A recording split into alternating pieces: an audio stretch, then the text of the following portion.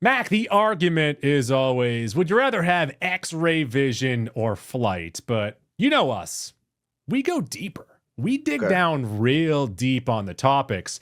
And what I did is I went to IGN.com, as everyone does. Right. And I looked up their 100 top superpowers. Okay. Wow. All right. We're going to go through all of these superpowers. That's a joke. We're going to go from 10 to 1. Give me 100, though. I want to hear number 100. Number 100? That's a great question. Number 100, produce bouncing gold balls. Okay. All right. Okay. I don't know what I would have number 100, but it seems like they probably stretched to get to 100. That's what my assumption would be. So what we're going to do is I'm going to say either or. Would you rather? And I'm going to go from 10 to 1. You tell me which superpower you would rather have. I got you. I'm picking up what you're putting down. Shape-shifting or telekinesis? Telekinesis. That's a better one. Telekinesis, you can control stuff with your mind. It's pretty cool. Mac, telekinesis or invulnerability? Telekinesis. I might go invulnerability. I want to die at some point. I wouldn't mind dying after this podcast, and I'd be happy. We saw a great movie. Telekinesis or hard light constructs? So that's like telekinesis, but with light. Telekinesis, can I read minds too? I don't believe so. That's telepathy. Or telepathy is one would actually But I'd rather it. bend light or move stuff. I think bending light might be a little more useful. All right, I'll go that. Bending light is pretty sweet. Yeah. Next one up, though, is telepathy. Yeah, telepathy. So telepathy over bending lights. Mm-hmm. So you do want telepathy. Yes, give me telepathy. Telepathy or super speed? Telepathy. Telepathy again. Telepathy or, and this would help you in your line of work, fire manipulation. Fire manipulation is cool. Telepathy is more useful. You would be the coolest firefighter ever. You would show up to a fire and just go. One-man crew. You just snap your finger and all the fire. Into a ball. Or you'd go and you'd suck it all in. Telepathy or super speed. You already did that one, didn't you? I did. Telepathy or super strength. Telepathy. Yeah, I already have super strength and it's good, but you got that dad strength now. Telepathy or invisibility. Telepathy. Telepathy or flight. Flight would be pretty cool. I just feel like telepathy is going to be the most useful in my day-to-day life. I'll go telepathy.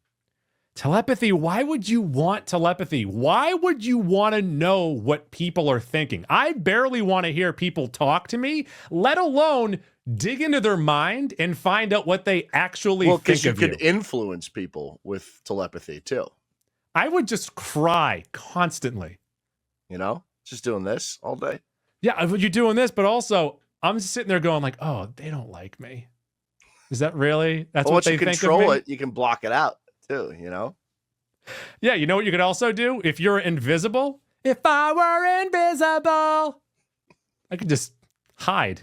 No one would ever know that I'm here. To the woman's locker room? That's not what I would do. Is that you would do that one time? Well, maybe one time. And then you know what they say, once you do it once, you're going to do it again. Right. It's a gateway superpower. Number 11's pretty good too, actually. Teleportation. So that I would like, that would be in the running.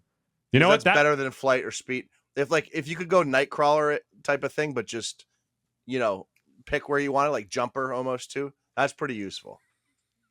I want the power of Jumper. That's an underrated movie, dude.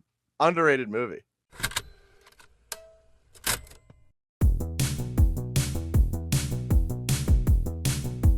One goo, three, yeah. Goo. Jaws 3. Goo. King of Queens. Goo. Meryl Streep. Goo. Entertainment. I'm Goo. And I'm Mac.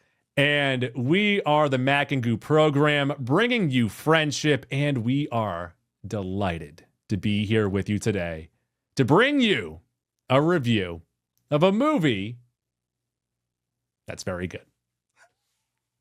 Good. What a comeback. What a comeback for James Gunn. Of course, he gave us Guardians 3, but a comeback for the DCU here. A good launch pad for the DCU here.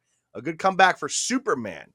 Of course, the last iteration of Superman we saw from DC was Henry Cavill in all sorts of movies. And for better or worse, Henry Cavill was good at being Superman. He was good. He also had the look.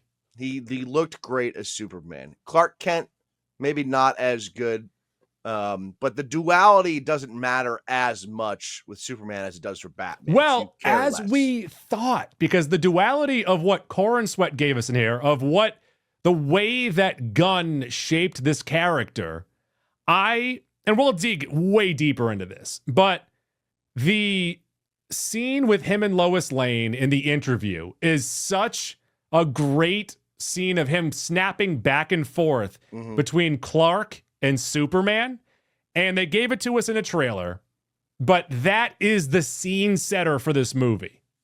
Yeah, what I really liked about Corenswet's depiction of this character is that Clark Kent that we didn't really get in the Snyderverse in the prior DCU.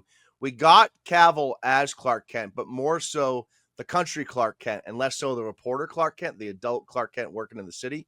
And to be fair, I also think we should have got more of it in this movie, but that's we'll talk about that in a few. Also, I think, and we have a bunch of stuff to get to, but what I really liked about it is that he enjoyed what he did. He didn't think it was a burden. It wasn't this people are praying to him and he has to go do it because he has these powers. He loves sharing his ability with the world. Yeah, and Corenswet does a really good job, a great job in this movie, capturing that boyish charm that Superman has, that Clark Kent has. The big blue Boy Scout. Yeah. And we saw a lot of that in the best version of Captain America in the MCU, but that Captain America's big blue Boy Scout is more hard-lined and idealistic, whereas Superman's is a little more fuzzy and more also big picture. it's aw shucks, gee willikers. It's they do a great job of channeling the Christopher Reeves that we got in the 1970s. And because as great as of a hero as Captain America is, he is not constantly deciding whether he needs to pull his powers back or not. That's a great point too, because Superman could kill everyone on Earth. Right. He could also kill his greatest enemy. Yeah. He doesn't. And what I love about it too is his greatest enemy knows this, and he just keeps on needling at him. Yes. It's a little bit of a Batman Joker situation where the enemy would gladly give everything for that person to cross the line. You know what I mean? It's a little bit of that dynamic. But also, it would take so much effort for Batman to kill the Joker. It would take little to no effort for Superman to kill Lex Luthor. Good point. Very good point. And what's also is this is just chapter 1. This is not only chapter 1 of Superman. Well, it's like chapter 3, really. And so James Gunn, going into this movie, he said, we never need to see Kal-El show up on Earth again from Krypton. We never need to see Krypton blow up again. We never need to see the pearls be broken with Batman's mother again. We never need to see Peter Parker be bitten by a spider. These are great moves because we don't need to waste our time anymore. That's just a part of what popular culture knows. We don't need to teach new people this. I agree with that mostly. But at the end of this movie, I was left feeling like if we had gotten a little bit more of the pre-stuff, the build-up to Superman as Clark Kent evolves, the emotional moments in this movie would have hit more. So that's what you sacrifice when you sacrifice more of that origin stuff. And that's a fine trade-off for the most part. But for the emotional moments to really get over, you do need a little more of that pre-stuff. I don't know if we do, because they do a great job of, you start with Superman on a down note. He is immediately going to the Fortress of Solitude This is non-spoiler, by the way. This is in a lot of the trailers, and this is in the opening scene. We're not going to do spoilers to start this off. But you start with him on a down note. He just got the shit beaten out of him. And we learn immediately that what soothes him as he is being blasted with yellow sun is to hear the message from his parents. Right. So we do get his parents early on. We just don't need the baby coming in. No, I'm not saying you need him landing on Earth necessarily. I think you just needed to see a little more growth, and you just needed him a little bit more of an obstacle to overcome to set up the later stuff.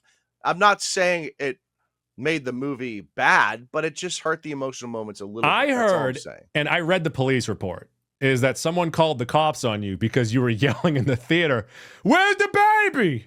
Where's the baby?" So we're talking comeback for Superman and James Gunn, the DCU. Kim Kardashian. I would be remiss if I didn't mention the massive comeback of the McDonald's snack wrap. Also, Yeah.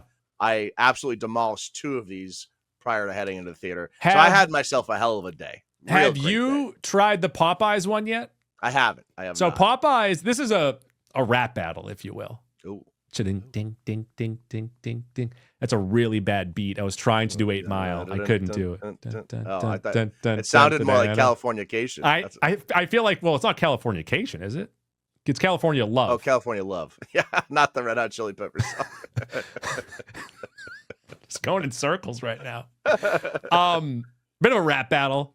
You got Popeyes, which makes just a delicious chicken wrap chicken sandwich, versus McDonald's, which like they popularized this snack wrap back in the day. I think the McDonald's snack wrap is like half the price though, so that is it's half the price. It's also like a third of the calories. Yeah, well, which is crazy. But you know what they say? Calories are delicious. A pro tip for the folks at home, and I did tweet this out as well. If you're getting a ranch snack wrap, add bacon. Really tie it together. Real nice little situation. What was the extra price on that, Mac? It's like another $2. Fucking $2? $2 for bacon. The snack wrap costs 50 cents. You are now adding something that costs $2 on top of that? $2.99 for the snack wrap. I don't remember what it cost 20 years ago, though. But welcome back, snack wrap. Welcome back, Superman. Goo! Yeah. Superman. Are we lining up the video right now? Yeah. What are we doing? AKA the artist formerly known as Superman Legacy, which was the working title of this movie for like 3 years.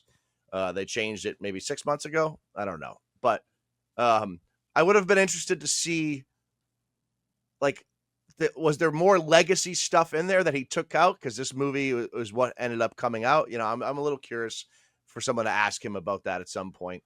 Goo, $225 million budget for this movie. It's expected to make anywhere between 100 and 110 million on opening weekend, but they're hoping for upwards of 130. And I'll tell you this, I saw the earliest screening possible on Thursday, 2 p.m., completely full theater. I think it's going to get past 110. I think also word of mouth and curiosity factor that is going into this, because usually when I'm at work, no one wants to talk to me. No one wants to deal with me. Sure. I had a handful, I'd even say, people ask me about this movie. Wow. How about that? Yeah. So you talk to people.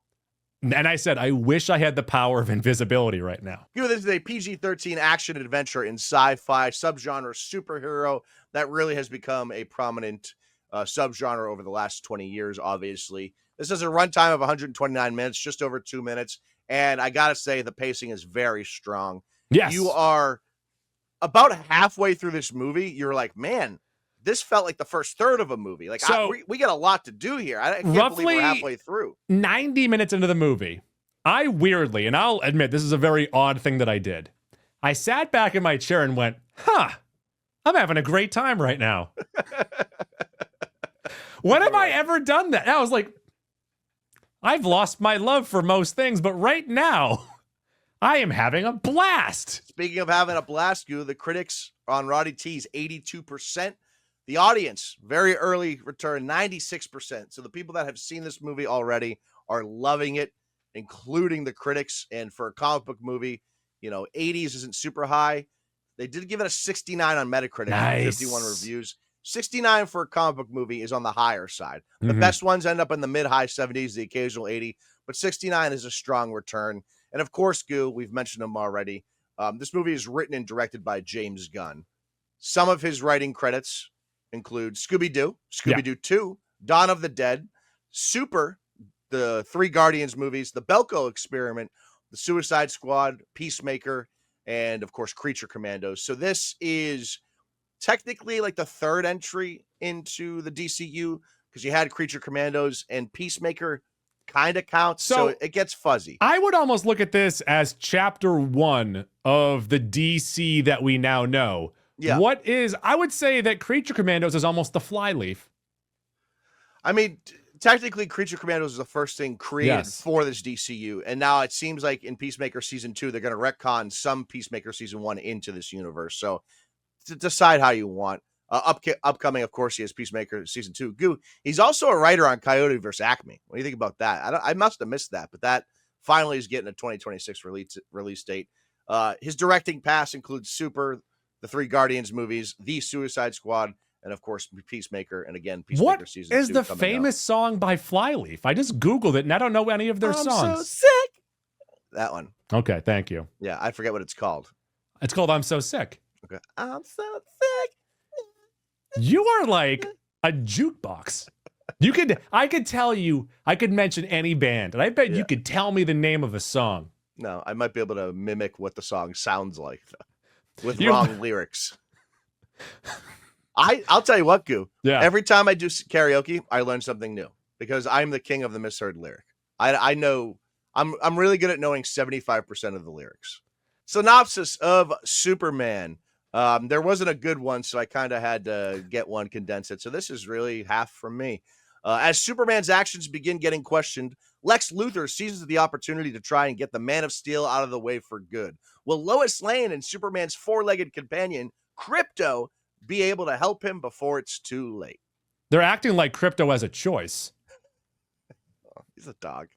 Yeah, but he's not there by his own free will. They have I a don't little think bit of free will. This dog doesn't really, though. On the scale of 0 to 100, what would you give dogs free will? 100 being the most free will.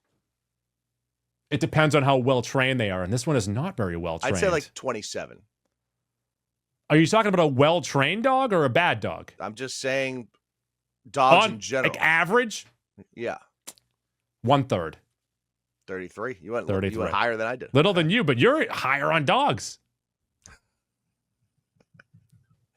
Dude, this movie stars David Corenswet as Clark Kent / Superman, Rachel Brosnahan as Lois Lane, Nicholas Hoult as Lex Luthor, Eddie Gathegi as Mr. Terrific, Nathan Fillion as Guy Gardner. Time out.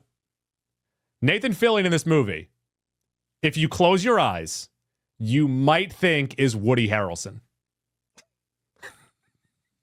Isabella Merced as Hawk Girl, Maria Gabriela De Faria as the How many engineer. timeouts do I get left? I didn't get a timeout back for that one. You get one post spoilers too, so you lost your first half. I lost my first one. That wasn't a good timeout. Anthony Carrigan as Metamorpho, Skylar Gizondo, I don't know how to say that last name, as Jimmy Olsen, Sarah Sampaio as Eve Teskmacher, and then that's the main cast of characters, and then we have people sprinkled in here and there. You have Bradley Cooper and Angela Serafian as Clark Kent's parents, Kal-El's parents, Jor-El and Laura. Alan Tudyk is Gary, one of the robots. Michael Rooker as one of the robots. Palm Clementif is one of the robots. You have Michael Ian Black and playing a really good talking head, Clevis Thornweight. I really enjoyed his presence in this movie. Then you have the news team. Wendell Pierce as Perry White. Beck Bennett as Steve Lombard. They, of course, are with Jimmy and Lois. You have Frank Grillo as Rick Flag Sr., who debuted in Creature Commandos. They carry him over here. Zlato Buric as Vasil Gorkos. He is the chancellor of yes, Moravia, I believe is the name of the country. Einstein hair. Yeah. Dinesh Thayagarian as Molly. That's the street vendor. Sean Gunn as Maxwell Lord, who is sort of behind some of the stuff going on here. That's the Pedro Pascal character in Wonder Woman, isn't it? It is. Yes. It is. Don't say the next two. Yeah, and then we have two sort of cameos that pop up here that we'll get to in spoilers. Goo! Yes. For those at home that are looking to learn a little bit about this movie before they've seen the movie, a major inspiration that James Gunn has talked about for 2 years for this movie and this story is the comic book the comic run titled Superman Birthright. So if you're looking to learn some before going in, look that up. We kick this movie off, Goo. Let me set the scene for the folks before we get into some stuff here. Go ahead. Please do. In this DCU, and we're learning this for the first time, metahumans have been around for almost 300 years. They do this 3-3-3 thing at the beginning of the movie. On top of that, Superman landed on Earth roughly 30 years ago as an infant, and he has been Superman for roughly 3 years at this point. And he's also been dating Lois for 3 months. So that really sets the scene as to what Clark Kent and what Superman we're getting into here. We're also, the whole thing that really sets everything off here is there's two countries at war, essentially. Baravia and Jahanpur, and Superman steps in and prevents the war, and that's really what kicks this movie off. That's what you need to know sort of going forward. Anything else with your notes here? Just before we get into, the gauntlet here, I think before we get into dogs, you've already said this is a great movie. I think my main takeaway, regardless of what I liked or disliked, I think that this version of Superman is the absolute perfect counterpart or foil for whatever we're going to get for Batman. The way they've built this character, I think it's going to be the perfect foil for a Batman. Even if they decide to roll the Batman into this, the way that these two movies look, where one is super bright and is so just so well lit and you can see everything with Superman, and then the Batman is just so dark and dreary and the music is so down and Nirvana-y. Like, that's a great yin and yang that if you do want to do it, you can. So there is something that happens in this movie that opens up like multiversal possibilities, but that Batman cannot exist on this earth. It's just not possible. After watching this movie, there's no way it's possible. That Batman can do whatever he wants. It's Robert Pattinson. Fair enough. Shall we get into the gauntlet? Let's do it. Fun factor, Mac. This movie has tons of fun. It is big, bright, weird, comic booky, has some Gunnish moments thrown in. Not as many as, say, Guardians or Suicide Squad, the Suicide Squad. I love this aw shucks Clark Kent. I think he's awesome. And like I mentioned earlier, middle of a theater, middle of a movie, I said to myself, I'm having a lot of fun. That's fun factor. Dude, this movie's fun. It's paced as such. The pacing leads itself to a fun movie. There's very little downtime. However, when you go into James Gunn movies, these last few years, you are expecting a certain type of fun. And I do think it was missing some gun fun. There was a little bit of gun control at work here. I disagree. I think we got as much gun in a movie like this as we possibly could, because you couldn't agree with that. You couldn't go full the Suicide Squad level meta comedy. So I don't know what it would have looked like. This is my main criticism that I texted you when I left the movie. Initial thoughts was, I think it's both a positive and a negative that there was some gun control here, that Gunn drew it back a little bit. I think maybe that helped the story. But expectations-wise, you were expecting a little more gun in this movie. Thanks for explaining that to me, because you know what I said when you text me? I wish I knew how to read. No, I think that the focus here was not on his usual meta comedy. It was on meta humans. Oh, look at you. Put that on the DVD cover. Put it on the DVD cover. Also, no, there are some genuine, pure gun comedy references that I don't think many others would do. There is a joke in this that is ripped right from The Simpsons. It is my favorite joke ever. I'll talk about it in spoilers. So I only laughed out loud, like a good hearty laugh, once. There was a lot of ha-has. Yes. But in the past James Gunn movies, there are multiple belly laughs. So, okay, let's jump to Pants 10 City. Excite Bike Mania. Because I think this movie is so consistently good that it might lack that one or two big memorable moments. I love the scene where he is going up against the giant kaiju and he's also dealing with the Justice Gang that wants to beat the monster a certain way, but he's trying to protect everyone. That's a really fun scene. I don't know if I'd say it's Excite Bike Mania. there is a scene, and it's been shown in all the trailers, of him breaking out of a glass case. That gives you some butterflies, but I'm not sure if that is the Excite Bike mania. I just think it's consistently good. Yeah, I think one of the bigger downsides, if you were to call it that, for this movie, is it does sort of lack that huge pants tent moment. Yeah. That immensely rewatchable scene, soul scene. I really liked what they did with the characters and beat for beat throughout the movie, but it doesn't really have that massive standout moment. I think they kind of tried for it towards the conclusion when he's like blasting all Alexa's goons. It just that was nice. It just never really quite got there, though. Yeah. Let's jump back to Satisfactor for a chapter 1, and we all know this. Chapter 2s are usually better. This is a good launching off point. Again, it's really not a chapter 1, though. It is the first thing, It's but we chapter kind of 1 for the kind of Superman. starting at chapter 3. It's Superman. Which, again, is fine, totally fine. I do love this as a live action launch pad for the DCU because specifically it establishes our Clark Kent Superman in such a manner that I think he's going to bounce off all the other characters that are coming really greatly. On top of that, we get a Lex Luthor that's already hot start. And this movie, he's sexy as fuck. He's hairless. Provides the perfect motivation, I think, for like an overarching story, a 6-movie story arc where Lex is pulling the strings from all sorts of points. So I really like what this movie set off for those two characters. I love how Lex Luthor goes about attacking Superman and knowing his every move. And obviously he's not able to fight him himself, but he's able to play a little bit of chess with him. Kind of hated that. That might have been the thing I hated most. I enjoyed it. Okay. He's always one move ahead. But also, I think within a couple of years, Superman will be able just to fight right past that. He's still a little green behind the ear, if you know what I'm talking about. He's not quite a vet yet. Borometer, no. No, there's no bore in this movie. That's for sure. Halloween, maybe. I don't think so, but over time. Yeah, I think in the same way.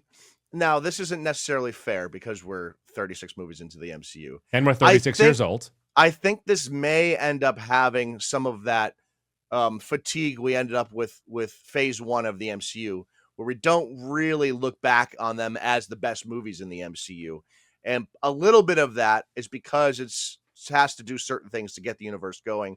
And a little bit of that is lacking that standout pants tent. And it doesn't quite have that classic Gunn stuff. It teeters in there, but it's not like a quintessential Gunn thing. But although it might not be the big action scene, I do think that interview scene might be...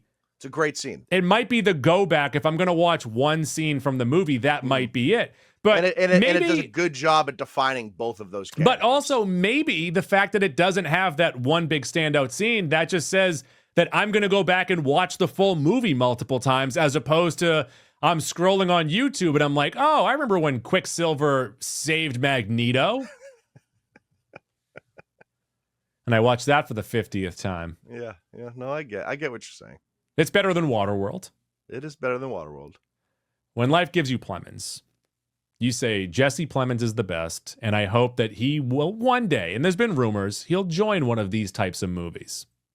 But until then, we need to say who is doing the Plemonade work in this movie. That was the longest introduction. I didn't know where to land it. I didn't know where to stand.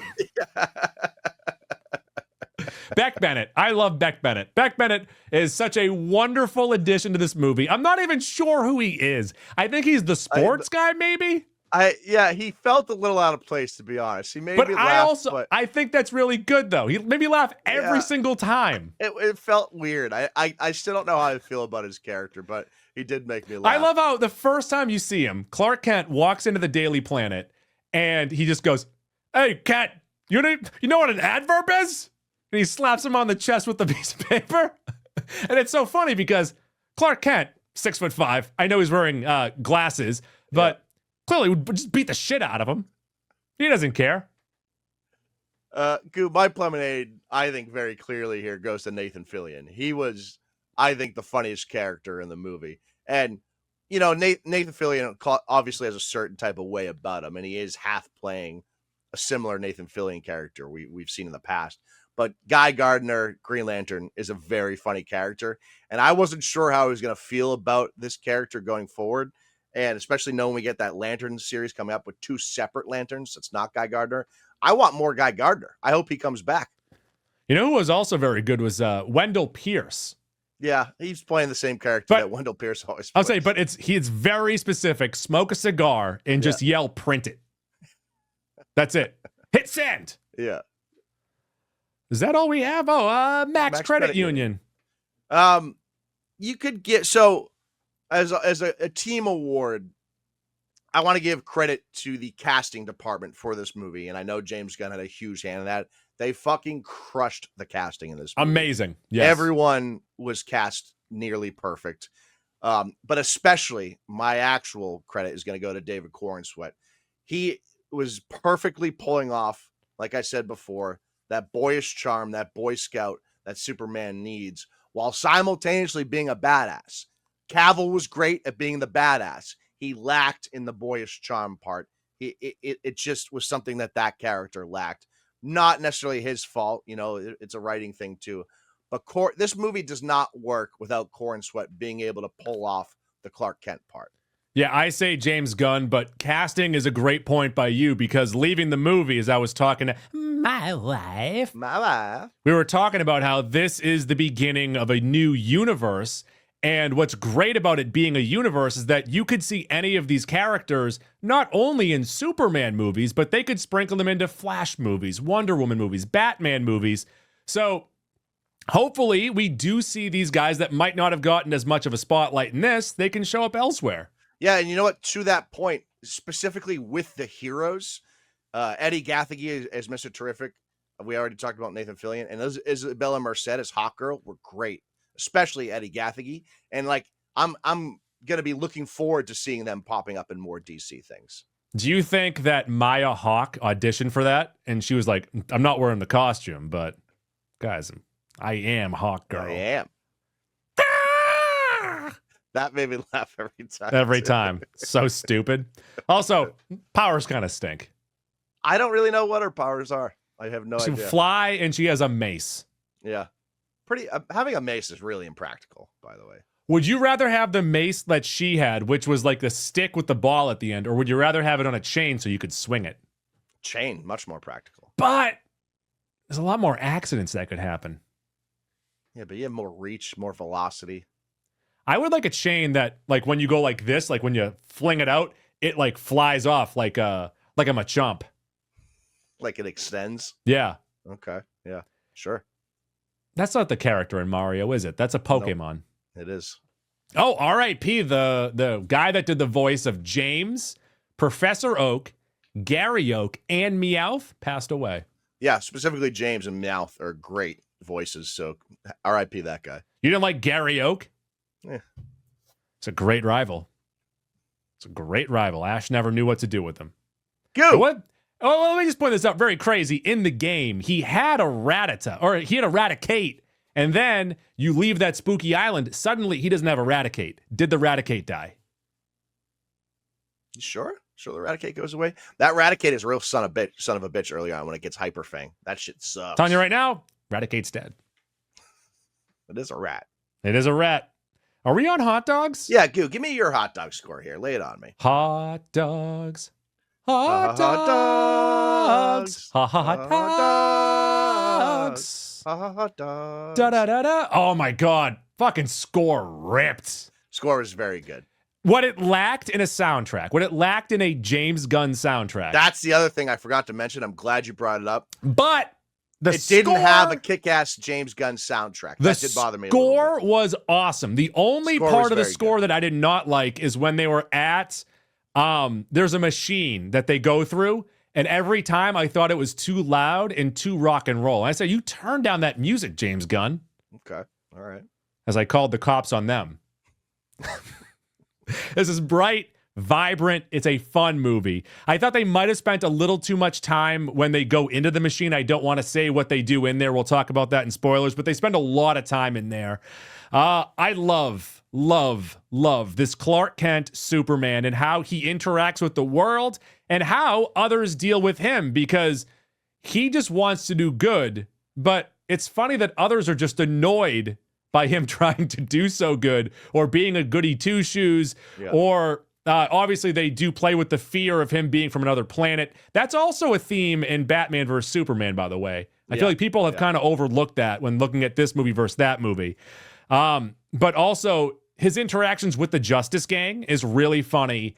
And he answers a question that we yell about like two idiots every time there is a fight in New York. And we're like, where the fuck is Spider-Man? Where's Doctor Strange? Why aren't they helping the Falcon right now? And there's a scene in this where there's a big battle and Superman's like, nah, they can handle it. Like he just knows like he's not needed at this point. Yeah, there's also, I mean, Sorcerer Supreme, I guess, gets to that level too. There's a difference between Spider-Man and Superman. You know, Spider-Man is not traveling the world as quick as Superman. No, I know that, but I did like that they had a scene in there because everyone's always like, well, if there's this big fight in Metropolis, why isn't he doing it? Yeah. And he's like, well, they don't need me right now. Like he knows when he's needed, which is nice. Yeah. The chemistry between Corenswet and Rachel Brosnahan. We have not mentioned a lot of Rachel Brosnahan so far in this podcast. She was wonderful in this. Lois Lane was a awesome character in this, and she did a lot in the movie. Yeah, she also did a lot to push Clark Kent in this movie, but they were so good she was so good that you could have made it where they weren't even dating and she would still have a use in this movie. She wasn't just there to be Superman's girlfriend. No, she wasn't a damsel in distress. She was a very strong character. She was very useful in the movie, in the story, and she was great. Like you said, the chemistry was great. She's, again, perfect casting. They did a great job with all of the characters in this movie, the big group of characters, a wide group of characters, but they kept the spotlight on the main character, Superman. I love the relationship that Clark had with his Earth parents, with Ma and Pa, the consistent action that we had throughout this entire movie, and also Superman taking a beating. You might say, well, doesn't that kind of take away from the threat of him actually getting hurt? Maybe, but it was some fun punchy. I enjoyed that. I can't wait to see where they go from here. I'll get to my favorite joke and spoilers. I don't want to say it here. There might be a little too much Krypto. There might be a little too much of the dog and how shows up to save the day type of stuff. And I wasn't the biggest fan of it. I thought it was funny, but then a little too much. Also, Jimmy Olsen, Ladies Man, that was kind of beaten over the head too. That storyline. I didn't mind. I thought it was funny, but Mac, 38 hot dogs. Oh, all right, 38. And where does that rank on I love it. The year for you? It might be number one. It's this or Friendship. Okay. All right. Wow. Goo, I'll echo everything we've said and everything you just said there. Corenswet is brilliant. Brosnahan complements him extremely well. In general, once again, the casting is near perfect. I also think, and we didn't talk about him enough, Eddie Gathegi is pretty great in this when he's a stupid character. Like Mr. Terrific is a stupid character. He makes it work really well. Nicholas Hoult as Lex Luthor is fucking great. Yeah. The pacing is great. And one of the best things about this movie, as much as it doesn't have the pants tent, or maybe you're underwhelmed by the ending or something, you are left wanting so much more from this universe and wanting to see where it goes. Like you mentioned, I like that Superman is truly different than the other heroes. His goals are different. His values are different. I really like that. It wasn't just a big group of moody assholes. Yes, for sure. You mentioned Clark's parents and this, his Earth parents. You really bought in and believe his human roots. It's very believable. His motivations are very believable. Yeah. And that's huge for the character. Once again, a really nice table setter, leadoff hitter, world builder for this DCU. However, I do have some critiques. I do feel like it's not as emotional as it was intending to be, maybe because we didn't really have a little bit of that build. We just jump right into stuff. Where's the baby? We didn't really have the backstory. We just jump right into stuff. Now, the movie's still really good, and it doesn't, like, it's just the emotional moments get a little hurt by that. That's all I'm saying.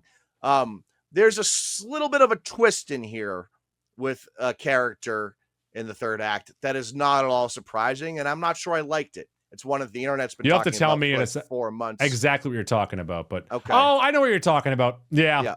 Yeah. That wasn't great. Yeah. I also didn't like Lex calling those fight moves like that. I liked it. I didn't care for that. Build the program that does it for him. You don't need to do that.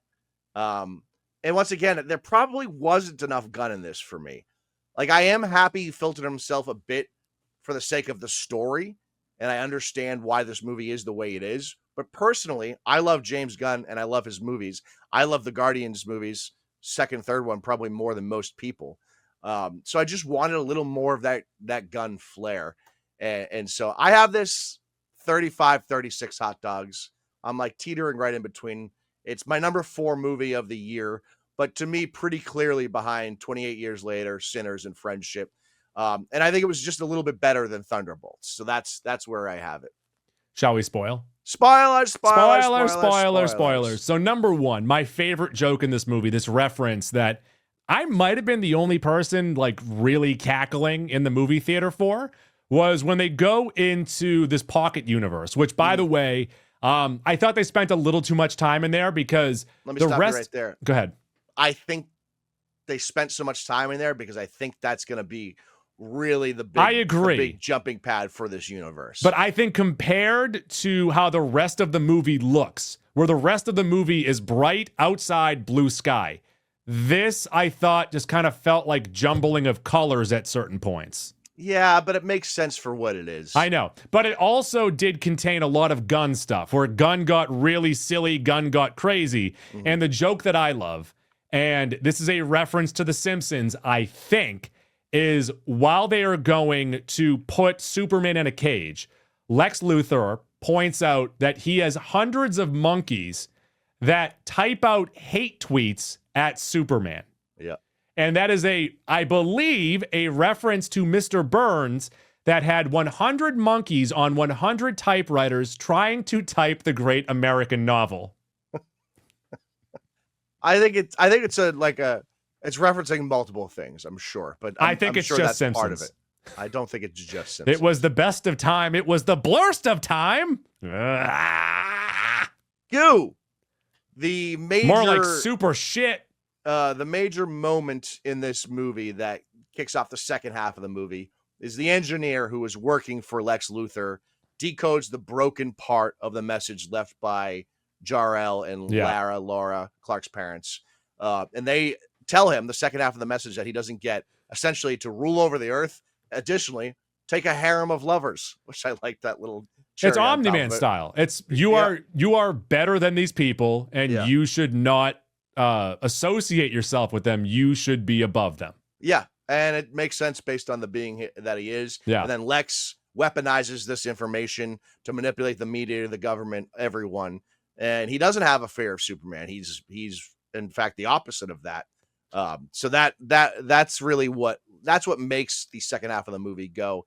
And as you mentioned, Goo, Lex, I don't know if they're going to toy with this going forward. Created, I'm going to put that in air quotes, a pocket dimension to imprison people and also fast travel. Like he's using it for multiple things.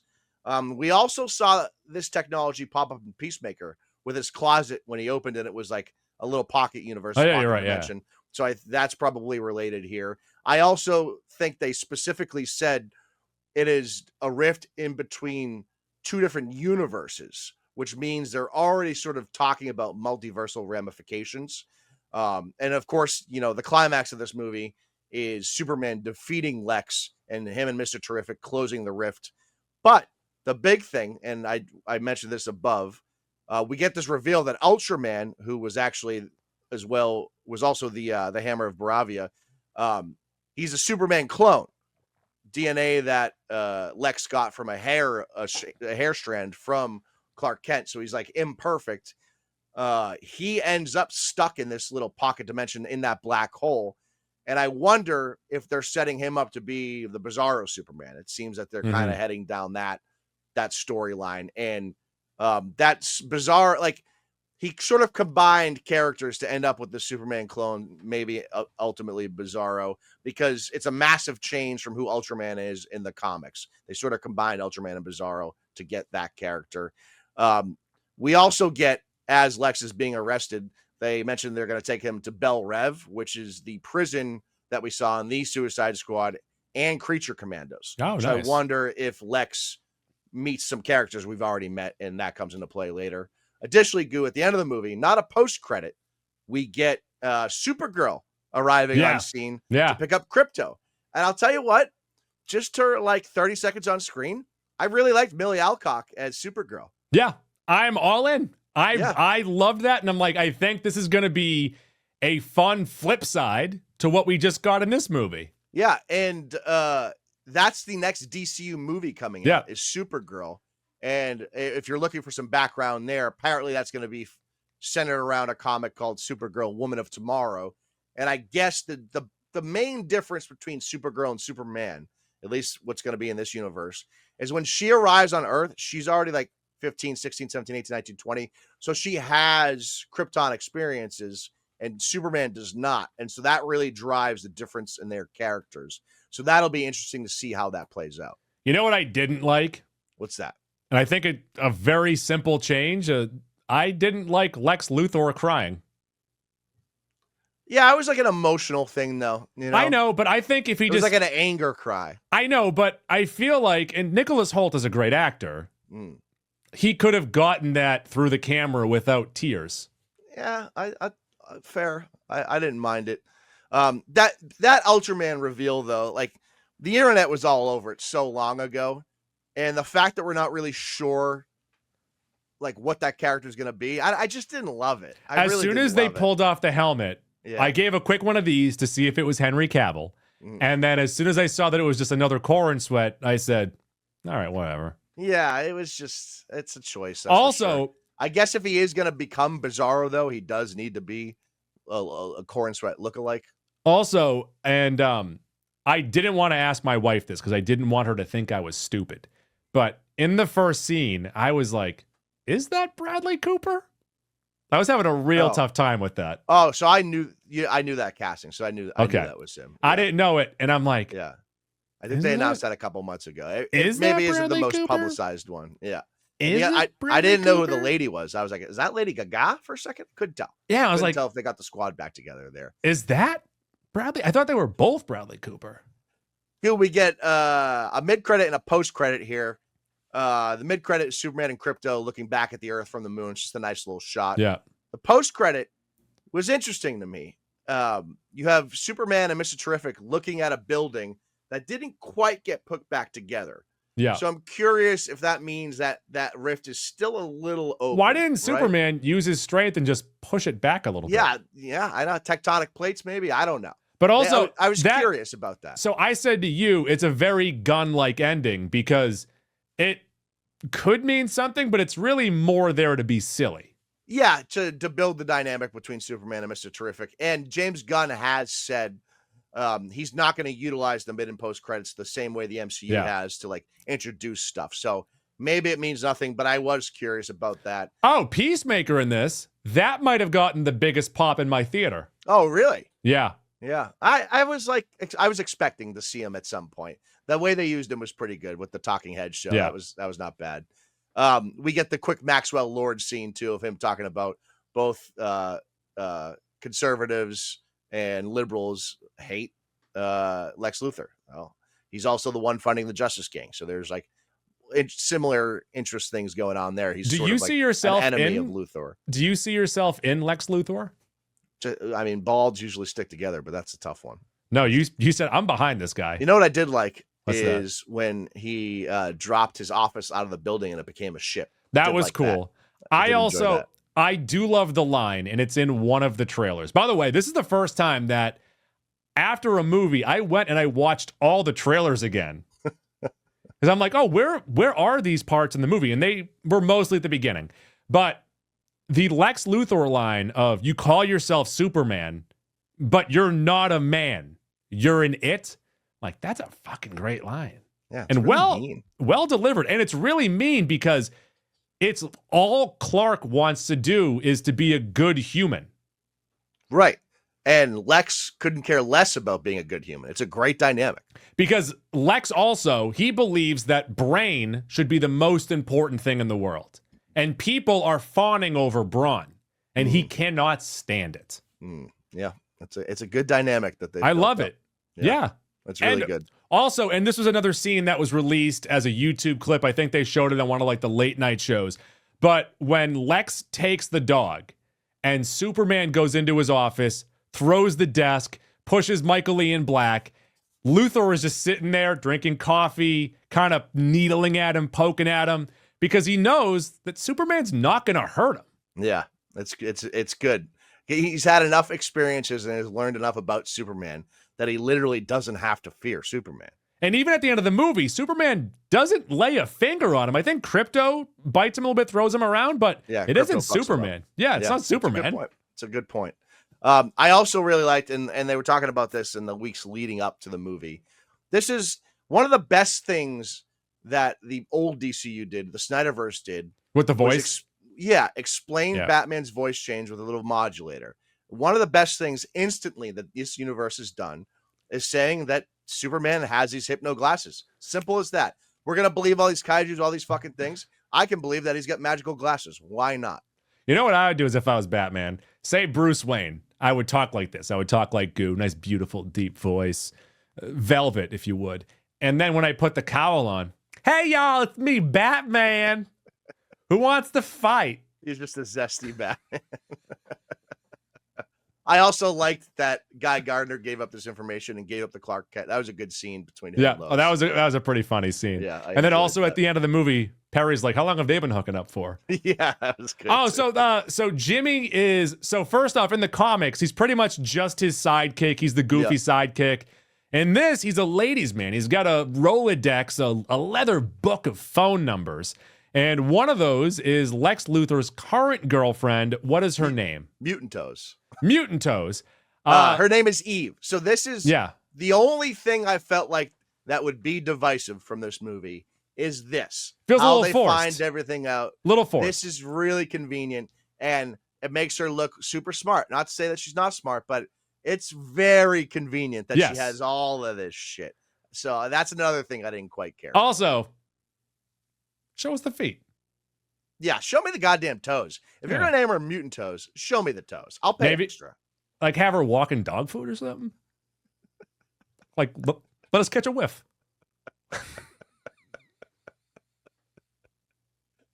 It's a good, to me, it's good, borderline great. You're saying it's a great movie. Okay, and final question on this movie. First off, is there anything else that's coming to you? I feel like I'm forgetting a lot, but I really did enjoy this movie. No, I enjoy the shit out of it, and it more has me excited for what's going to happen going forward than I am necessarily excited about this movie. Because not only this, so James Gunn, it's not like he's just controlling the Superman stuff. He's writing and directing other shows with DC, and he's in charge of all of it. So they're all going to have, he's already talked about this, is that he doesn't want any of his shows or movies to feel the same as anything else in the universe. But if it's going to have the Gunn attention to detail, we're going to get good stuff here, man. Yeah, I think the next movie after Supergirl is Swamp Thing, right? Swamp Thing. So that's like, you're going to have constant shifts. And then when they all come meet up, that'll be fun to look forward to. Because Gunn has also talked about this, is that he believes, and probably because he is a writer-director, that he believes that directors should really have their imprint on these movies. Yeah, no, and honestly, when the MCU was at its best, you have each director gets to put a little spin on what Feige's you need to think about this, and I know that some people got sick of this, but before James Gunn, a lot of those movies looked and felt the same. They let Whedon put a spin on stuff. James Gunn stepped in there, flipped it on its head, and then for better or worse, the MCU kind of took on what Gunn did to a lighter extent. Yeah, no, you're right. Whedon was able to do it in the Avengers movies, and then because Guardians crushed it so much, they were like, oh, this is a new avenue we can go down. This is funny. This is action-packed. Let's try and do this every time. And then phase 3 was that for all the movies. And then we lost a little bit of something, but Lost a little steam there for a little okay, so you don't believe in any universe that Pattinson's Batman could be rolled into here? Because I think he could looks-wise. All I'm saying is he doesn't exist in this universe. Maybe with this pocket universe stuff, he's I mean, obviously in an alternate universe. I just don't know. They're going to have to use that to potentially bring him in. I will say that the serious tones in this movie could work with Pattinson, but there's just no way Pattinson exists in this world. I'm saying looks-wise and style of movie-wise, like the look of the movie. I think that they are polar opposites, and that works for the characters. Sure. Also, I don't think it is going to happen because they've already been talking about the scripts for Brave and the Bold is almost done. And then once that happens, they can cast their Batman. Yeah. And Corenswet has talked about people wanting a big, fantastical Batman. So I also saw an interview, and Gunn said that this Superman has already met this universe's Batman. Mhm. So and knowing what the Brave and the Bold is potentially about, we're probably talking, if Superman's 30, Batman might be like 45, little bit older. If it's Brave on and a younger guy, you know. Well, if it's the Brave and the Bold Batman, he'd be old enough to have a 10-year-old, 12-year-old son. So yeah, so there you go. which I am so excited for. You can get the whole Bat family in there. You could have an adult Dick Grayson who hates Bruce Wayne in there. I mean, seeing how James Gunn handles cast of characters and weird characters, we definitely will get the Bat family. I want his hands. I want his imprints, like a fine Bertucci's dough. I want him in there. They can sponsor us, by the way. I want him in there with the casting of these movies. I agree. Oh, my goodness. Superman. Up here, buddy. Eyes up here. I'm going to fly away. 4 thumbs up. Yeah, 4 thumbs up. And if we had more thumbs, we'd do it. I give it 35 to 36 thumbs up. I give it 10 disgusting toes. And I'll show you my toes.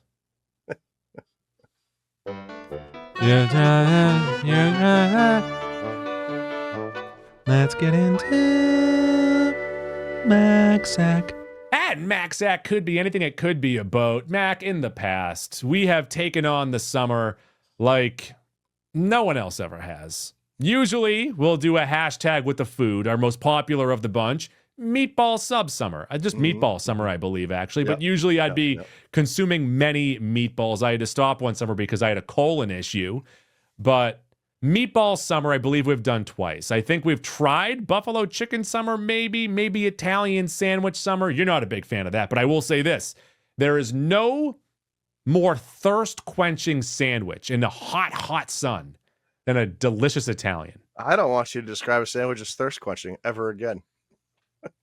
I was eating an Italian this past Sunday. I was munching down on an Italian. You're just getting so much liquid. You're like, I am so hydrated. And as I was also taking a sip of my DDP, my Diet Dr. Pepper, Okay. I said, Mamma mia, this Italian sandwich, Maya, it's a thirst quenching. But I'm ready to introduce, you can say no to this, but if you say no, you have to have your own thing. All so you can't say no because there's nothing written in the fucking doc. Yep. What I did just before Father's Day, I treated myself. Oh. Just like Danny Pudi when talking to Larry King. What do you enjoy? A nice cup of coffee and a sock. That's what you got? Yeah, Larry, I'm on fucking DuckTales. I went out and I bought 40 pairs of socks. Oh, okay. I have since then, because I change my socks twice a day. I wear one to the gym, then I wear one to work. I have known where my socks are. They're in the bag. And I've had fresh socks twice a day going up against my Tootsies. I have been living like a fucking king. Yeah, I mean, you're late to the game here. I don't want to blow your mind. I blew your mind a little bit with the 3 hamper strategy, switching things up. I have so many pairs of socks that I barely wear the same sock twice over a couple months span. Okay. So I have day-to-day socks, right? That draw, that's the bigger draw. Boom. Yep. Boom. I have a draw of work socks, longer socks that I wear at work, like could fit in a work boot sort of thing. Cock socks? And then the third row is cock socks. Cock then I socks. have like dress socks / like novelty socks that I would wear to a particular event. 3 separate drawers. If I was in charge of the MTV Awards and the Red Hot Chili Peppers walked out there with just socks on their cocks, I'd say, guys, that's funny. Go put some clothes on, though. How many pairs of white socks do you own? I have a couple, which I I have like might. 6 pairs. I usually wear them with like snow boots, though. No, you got to wear when you wear a white shoe, you got to wear a white sock. It looks weird otherwise. You know? I don't own white shoes. Oh, you don't? Who That's am I, insane. Sarge? Let me get you on something. White shoes, they look spiffy. Are they New Balance? No, one of them is a pair of Skechers, actually. I It's was the actually. So first off, the hashtag for the summer is hashtag New Sock Summer, Yep. but you spell new with an NU like new metal. Like new metal. Yeah. I thought earlier when I saw this, I thought you were doing no sock summer, and then I thought a minute later, I was No. like, no, he's talking about new metal. So guys, head to Target, head to Walmart, head to Walgreens, wherever your next big department store, or go online, go to Amazon. We just passed Prime Day. Wait for the next one. Order yourselves as many socks as you can afford. Here's the life hack, at least I had. My grandmother, for like every year for Christmas, would get me so much socks and underwear, I never had to buy them myself. That was my constant resupply. Beautiful. Mm. I just have bags of socks in my basement right now. I'm so happy. I've never been happier. So back to what I was just going to say before the sock thing, or in the middle of the sock thing. I got a text the other day from old friend of the show, Sean Silver. Okay. It was our 10-year anniversary of the first time that we had met. The first time that we had ever met was we wrote and produced a rap for Sarge, Mike Riley. Yeah. That catapulted him into stardom. People thought that he had hired a real He music just got married. team. Congratulations to Sarge. Right, yes. People thought that that they had hired a real music team to help him write and produce this. It was the pinnacle of our lives, really. And a big point of the song, and Sean and I talked about this, was Sarge bragging about how white his shoes are. I'll tell you, it's real niche talking about Boston sports radio here. Yeah. But they touched the sun with 98 Mile. For a couple of years Yeah. there, that was some of the best radio going. That was phenomenal because It of was so stuff like good. that. You had writing teams for these tertiary characters that like turned them into like actual radio personalities. Sean and I sat in an edit booth for an hour writing and prepping like background music for him. We got the vocals and then we got to work. Love it. It's We had fantastic. never met prior to that. Yeah. This Yep. was our meeting point. And then like shortly after, he was on the Mac and Goo program. In the Mac and Goo program discussing why he didn't like David Price. I guess he was right. Credit to Sean. Credits. to But also it was a 10-year anniversary when I met my wife too. Oh, how about that? While you were writing the Sarge rap battle? I think it was during that same month, yeah, when I met. Wow. What a month. What a month that was. And now look at me. I have bags of new socks. Bags under your eyes, bags of new socks. It's all bags. What is this, a roast? Oh, Goo's got so many bags. Is it socks? He's old. He's tired. No respect. Goo. Yeah, what's up? Yeah. I was just gonna tell the people where they can find us because I'm tired. I got bags. That's what made me think of I got Amy bags. I'm Monaco. going on a trip. I got bags. You can See find us you on next Twitter fall. and Instagram at Mac and Goo Podcast. Every other platform, Mac ampersand Goo, Mac Shift 7 Goo.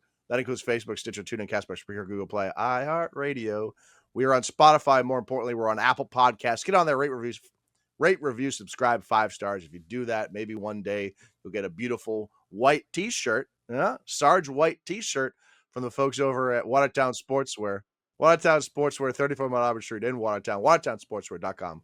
Expert screen printing and embroidery. tpublic.com. Merch. Hashtag new socks summer. Go out and buy yourself, treat yourself to some socks. Big movie summer continues. I think next week we don't have anything. No, we have Smurfs. Smurfs next week. I'm seeing it on Sunday. I'm pretty Rihanna's jazzed. Smurfs. Rihanna's Smurfs, 2 words. She's Smurfette. I'm sure she puts a little something on it. I'd really like the Smurf Rihanna. In my household right now, we are using Smurf as adjectives and verbs all over the place. So, oh, Smurf me, baby. That's me and my wife. Oh, you Smurf it like that? I'm gonna Smurf. Which, like, what does it even mean? Because usually it means she's gonna throw up. So after Smurfs, we're not doing Smurfs. Fantastic Four. Yeah, what we need to do next week is Ironheart or 28 Years later. Okay, so I'll try 28. Maybe you try it. I'll try 28. But I am midway through episode 3 of Ironheart. Ironheart might be a good lead into Okay, Fantastic. So here we go. News dump on Goose-Day. Ironheart on Friday. I will get it done by then. Okay. I should have enough 15-minute increments. Monday, and then that Friday would be Fantastic. We need to do news dumps. People love news dumps. Yeah, you should also see 28 Years Later. It's that good. Where can I find it? At the cinema. All right. Hey, Sinners is available on Max right now. Yeah, go and check it out. I saw highly recommend. I saw the other Billy D. No, actually, no, I saw the first Billy D. Not Billy D. Williams and not OGBD. Well, no, it wasn't Billy D. Williams and it wasn't William Daniels, but it was the third Billy D. Billy Delaney. Okay. And I was telling him, like, watch Sinners. It's on Max. It's really good. He hasn't seen it? He hasn't seen it yet. And I'm like, this is a really weird compliment to pay to a movie, but it looks like real. Right? And but also, it does though, I think right? anyone, and Billy's a big music fan. Yeah. Anyone that has a certain relationship with music will really love Sinners. No, but also like there's sky in it. There's grass. It looks like real. I rewatched it the other day. I'm not going to lower my dog score because it is so great. I'm still bothered that the Native Americans just go away. Yeah. It was pretty stupid. That was the stupidest thing about the movie. Let's see here. That's all I got. The Steinfeld lines still hold up, though. Sweet Hachimachi. I'd like to Smurf her. Yeah, Matt grabbed a cock sock and smurfed all day. All right. Tuesdays are Goose Days. I abuse kangaroos. Hashtag new sock summer. Tim Burton. Bye.